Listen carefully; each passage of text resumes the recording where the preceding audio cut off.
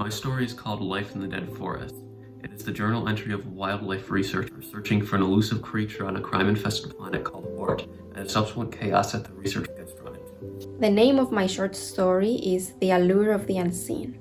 It tells the tale of a man who is drawn into the mysterious allure of a painting he discovers in an antique shop.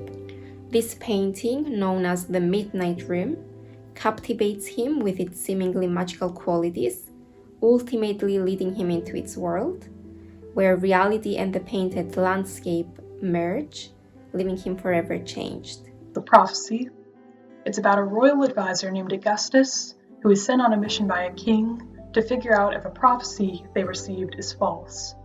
That prophecy accuses the king of being the one who will destroy the kingdom, and the king believes that a villain, Andras, is actually behind it.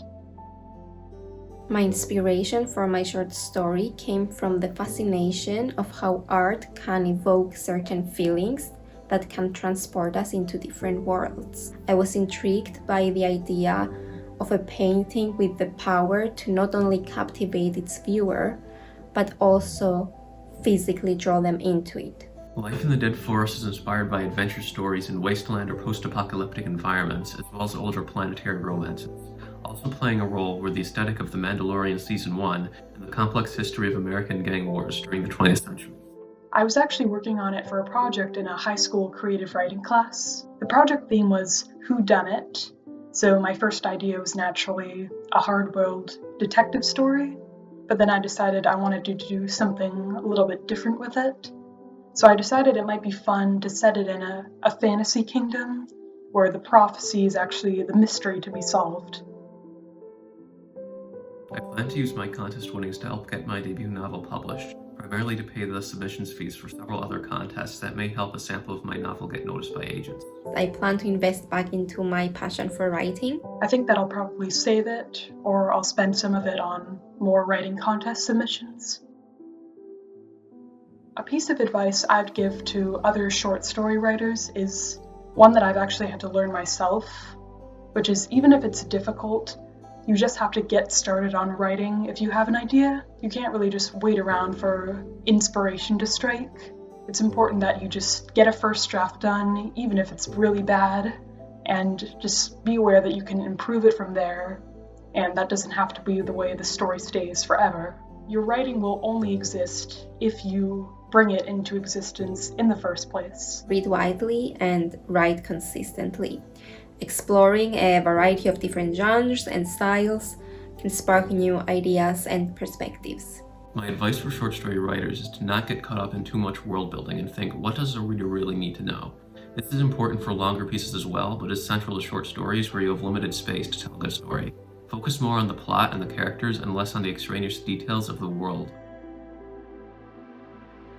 My curiosity is sparked by the boundless possibilities of fiction, especially within the genres of science fiction, fantasy, and thriller.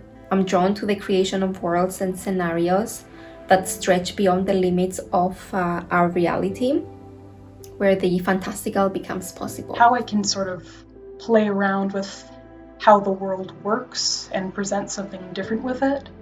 So I usually end up including magical elements in my stories. Right now I usually like to come up with creative settings for me to set the stories in and creative rules for those settings, and that sort of directs the plots that I come up with for my stories. In my longer works, I like to write epic sci-fi adventures, usually involving war or rebellion, with complex themes and large casts. However, I still enjoy experimenting with other categories of work, which turn into short stories like Life in the Dead Forest. Seeing a cool setting in a movie or TV show, hearing about a new technology, or reading about an area of history I was previously unfamiliar with can all get me thinking, how can I turn this into an interesting story? If I could visit any planet, fictional or non-fictional, I would choose Dathomir from Star Wars. Dathomir was a swamp world, something I don't see that often in sci-fi, with ancient ruins, dark secrets, and a misty red aesthetic. Its aliens are just different enough to be interesting, but not so strange that they detract from their environment. For me, the planet creates an image and feeling that are unique among the worlds of sci-fi.